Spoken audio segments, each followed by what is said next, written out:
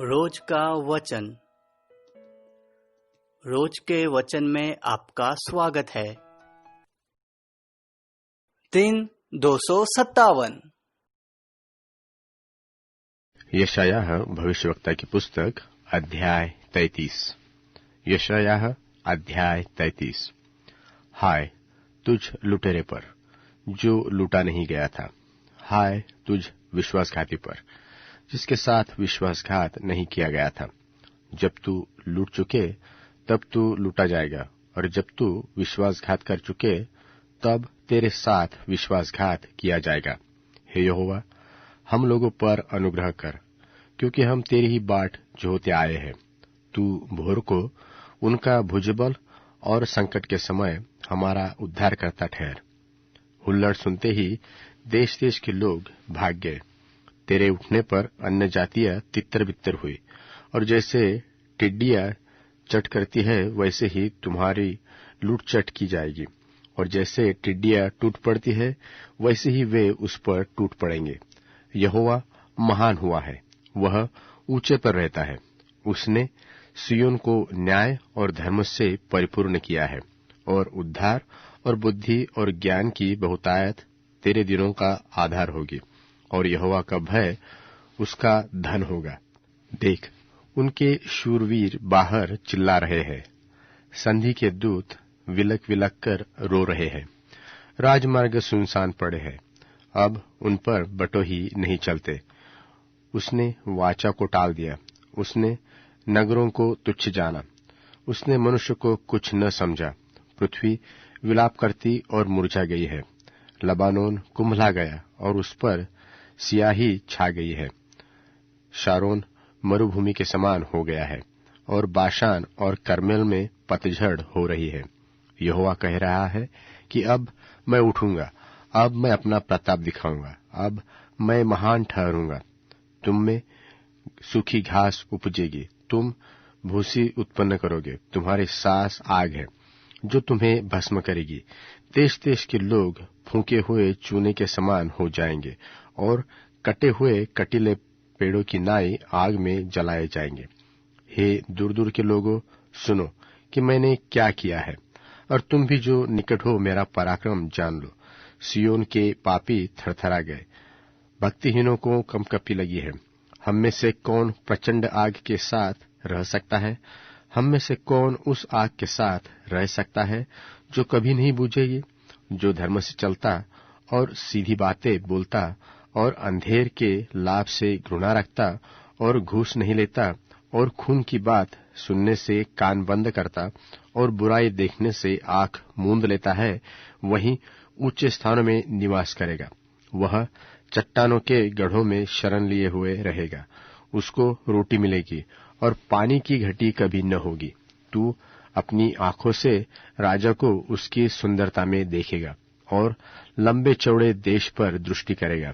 तू भय के दिनों को स्मरण करेगा। गिनने वाला और तौलने वाला कहाँ रहा? गुम्मटों का गिनने वाला कहाँ रहा?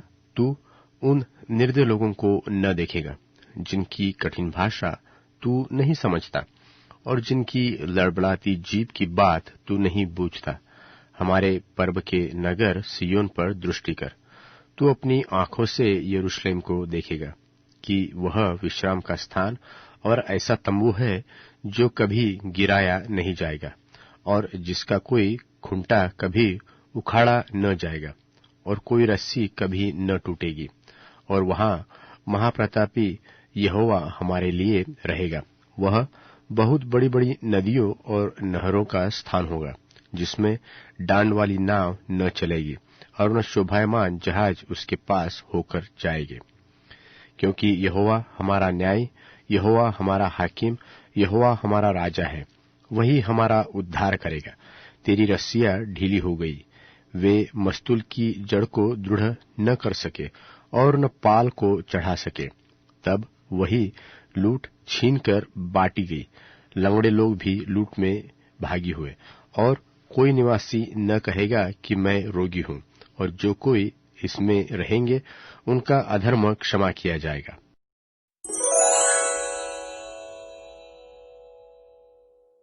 यशायाह भविष्यवक्ता की पुस्तक अध्याय 34। यशायाह 34। हे जाति जाति के लोगों, सुनने के लिए निकट आओ, और हे राज्य राज्य के लोगों, ध्यान से सुनो। पृथ्वी और जो कुछ उसमें है, जगत और जो कुछ उसमें उत्पन्न होता है, सब सुनो। यहोवा सब जातियों पर क्रोध रखता है, और उसकी सारी सेना पर उसकी जलजलाहट भड़की हुई है। उसने उनको सत्यानाश किया और संहार होने को छोड़ दिया। उनके मारे हुए फेंक दिए जाएंगे, और उनकी लोथों की दुर्गंध उठेगी, और उनके लोहू से पहाड़ गल जाएंगे, और आकाश के सारे गण जाते रहेंगे, और आकाश कागज की नाई लपेटा जाएगा। और जैसे दाखलता व अंजीर के वृक्ष के पत्ते मुरझा मुरझा कर जाते रहते हैं, वैसे ही उसके सारे गण धुंधला होकर जाते रहेंगे, क्योंकि मेरी तलवार आकाश में पीकर तृप्त हुई। देखो, वह न्याय करने को एदोम पर और उन पर पड़ेगी जिन पर मेरा शाप है। यहोवा की तलवार लहू से भर गई है, वह चर्बी से और भेड़ों के बच्चों और बकरों के लहू से और मेंढों के गुर्दों की चर्बी से तृप्त हुई है। क्योंकि बोस्रा नगर में यहोवा का एक यज्ञ और एदोम देश में बड़ा संहार है, और उनके संग जंगली सांड और बछड़े और बैल बध होंगे, और उनकी भूमि लोहू से पटाई जाएगी।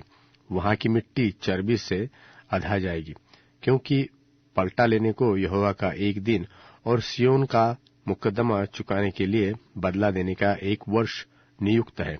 और एदोम की नदियां राल से और उसकी मिट्टी गंधक से बदल जाएगी, और उसकी भूमि जलती हुई राल बन जाएगी।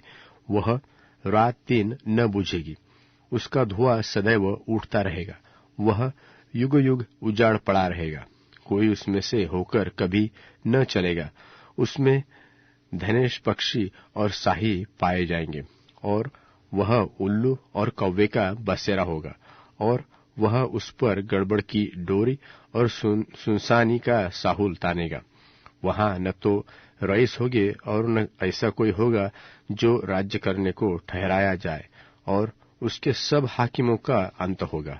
और उसके महलों में कटीले पेड़ और गड्ढों में बिच्छू पौधे और झाड़ उगेंगे, और वह गिधड़ों का वासस्थान और शुतुरमुर्गों का आसन होगा। वहां निर्जल देश के जंतु सियारों के संग मिलकर बसेंगे, और रोआर जंतु एक दूसरे को बुलाएंगे, और वहां ललित नाम जंतु वासस्थान पाकर चैन से रहेगा। वहां उड़ने वाले सापिन का बिल होगा, और वे अंडे देकर उन्हें सवेंगे और अपनी छाया में बटोर लेंगे। और वहां गिद्ध अपनी अपनी साथिन के साथ इकट्ठे रहेगी।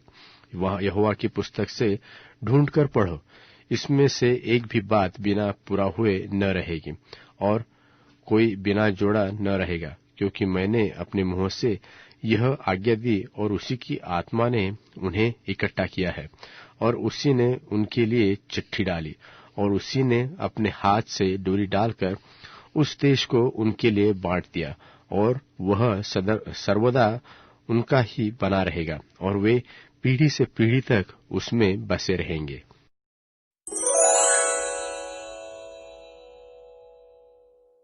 यशायाह भविष्यवक्ता की पुस्तक अध्याय 35।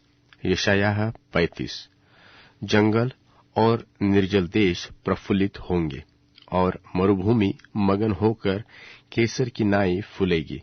वह तो अत्यंत प्रफुल्लित होगी और आनंद के साथ जय जयकार करेगी। उसकी शोभा लबानोन की सी होगी, और वह कर्मेल और शारोन के तुल्य तेजोमय हो जाएगी।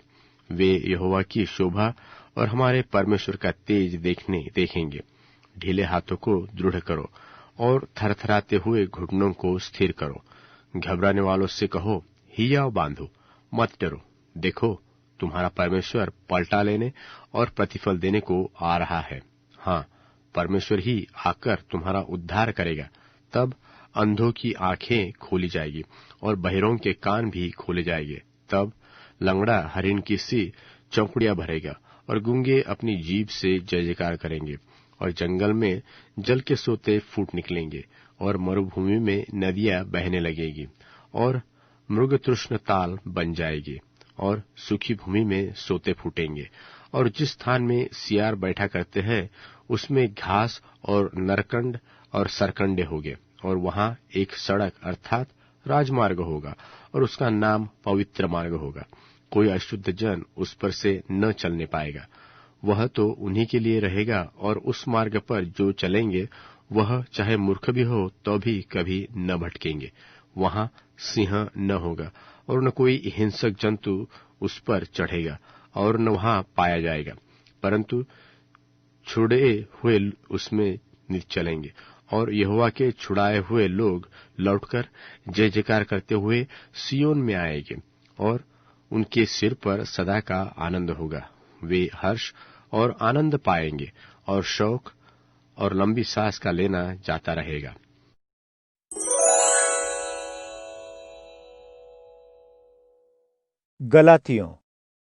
गलातियों अध्याय 1। पौलुस, यीशु मसीह का प्रेरित, जिन्हें परमेश्वर पिता ने मरे हुओं में से जिलाया था, परमेश्वर पिता के द्वारा भेजा गया है, मनुष्यों द्वारा नहीं। यह पत्र गलातिया की उन सभी मंडलियों के लिए, उन भाइयों की ओर से भी है जो मेरे साथ हैं। हम सभी की ओर से तुम्हें स्वर्गिक पिता और प्रभु यीशु मसीह का अनुग्रह और शांति मिले। यीशु, जिन्होंने हमारे पिता की इच्छा के आधार पर हमारे अपराधों के लिए अपने आप को दिया ताकि हमें इस बुरे संसार से छुड़ा लें, उन्हीं को प्रशंसा, सम्मान और स्तुति सदा मिलती रहे, ऐसा ही हो। मुझे आश्चर्य यह है कि इतनी जल्दी तुम यीशु मसीह से, जिन्होंने अपनी बड़ी कृपा से तुम्हें मुक्ति दी थी, मुड़कर एक अलग तरह की विचारधारा से प्रभावित हो रहे हो। वह सही सोच नहीं है, लेकिन कुछ लोग तुम्हें तकलीफ दे रहे हैं और मसीह के आनंद के समाचार को भ्रष्ट कर रहे हैं। यदि हम या स्वर्ग से कोई दूत उस अच्छे समाचार के अलावा कोई और संदेश सुनाए तो उसे सजा मिले। जैसा मैं पहले कह चुका हूं, अब एक बार फिर कहता हूं, यदि मेरे सुनाए हुए सुसमाचार से हटकर कोई सुसमाचार सुनाता है तो वह सजा पाए। क्या मैं मनुष्य से प्रशंसा चाहता हूं या जगत के स्वामी से? क्या मैं मनुष्यों को खुश करने की कोशिश कर रहा हूं? क्योंकि यदि मैं अभी तक मनुष्यों को खुश करने की कोशिश कर रहा हूं तो मैं मसीह का सेवक हो ही नहीं सकता। लेकिन भाइयों बहनों, मैं तुम्हें बताता हूं कि जिस सुसमाचार को मैंने सुनाया था वह मनुष्य का नहीं है, इसलिए कि मैंने उसे मनुष्य से हासिल नहीं किया, न ही मुझे किसी ने सिखाया था, किंतु मैंने इसे यीशु मसीह से सीखा था। इसलिए कि यहूदी मत में मेरे आचार व्यवहार के विषय तुमने सुना है कि मैंने असीमित रूप से परमेश्वर के चर्च को सताया और नष्ट करने का प्रयत्न किया। मेरे अपने देश में और बहुत से लोगों की तुलना में जो यहूदी मत के थे, मैं आगे बढ़ चुका था। अपने पूर्वजों की परंपराओं से अधिक जोश उनकी तुलना में मुझ में था। किंतु जब परमेश्वर, जिन्होंने मुझे अपनी बड़ी दया से माता के गर्भ से बुलाया था, जिससे अपने बेटे को मुझ में प्रकट करे ताकि मैं गैर यहूदियों में यह संदेश दूं, तब न तो मैंने अपनी इच्छा की परवाह की, न ही मेरे से पहले नियुक्त किए गए प्रेरितों से सलाह ली, किंतु सीधे अरब चला गया और फिर से वापस दमिश्क आ गया। 3 साल बाद मैं पतरस से मिलने यरूशलेम गया और 15 दिन उसके साथ रहा। वहां यीशु के भाई याकूब को छोड़कर मेरी मुलाकात यीशु के किसी और प्रेरित से नहीं हुई। यह सब झूठ नहीं, मैं परमेश्वर को उपस्थित जानकर लिख रहा हूं। इसके पश्चात मैं सीरिया और किलकिया इलाके में आया, किंतु मसीह में यहूदिया के चर्चों ने मेरा चेहरा अब तक कभी नहीं देखा था। उन्होंने यह केवल सुना ही था कि जो हमें पहले सताया करता था, अब वह स्वयं उस संदेश को सुना रहा है जिसे नाश करने की कोशिश किया करता था। वे मुझ में आए बदलाव के लिए परमेश्वर की बड़ाई किया करते थे।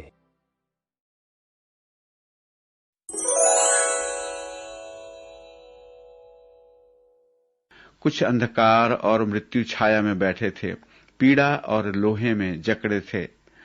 क्योंकि उन्होंने परमेश्वर के वचन के प्रति विद्रोह किया और सर्वोच्च प्रभु के परामर्श को तुच्छ समझा था। अतः उनके हृदय कष्ट से दबा दिए गए, वे गिर पड़े और उनका कोई सहायक न था। तब उन्होंने अपने संकट में प्रभु की दुहाई दी और प्रभु ने विपत्ति से उन्हें बचाया। वह उन्हें अंधकार और मृत्यु छाया से निकाल लाया। उसने उनकी बेड़ियां तोड़ डाली। प्रभु की करुणा के लिए, मानव जाति के प्रति किए गए उसके आश्चर्यपूर्ण कर्मों के लिए वे उसकी सराहना करें। प्रभु पीतल के द्वार भी तोड़ डालता है, वह लोहे के छड़ों को भी टुकड़े टुकड़े करता है। कुछ अपने अपराध पूर्ण आचरण के कारण रोगी और कुकर्मों के कारण पीड़ित थे। उनको भोजन से अरुचि हो गई थी और वे मृत्यु द्वार तक पहुंच चुके थे। तब उन्होंने अपने संकट में प्रभु की दुहाई दी और प्रभु ने विपत्ति में उन्हें बचाया। उसने अपना वचन भेजकर उन्हें स्वस्थ किया और विनाश से उनकी रक्षा की। प्रभु की करुणा के लिए, मानव जाति के प्रति किए गए उसके आश्चर्यपूर्ण कर्मों के लिए वे उसकी सराहना करें। वे स्तुति बलि अर्पित करें और जय जयकार सहित उनके कार्यों का वर्णन करें।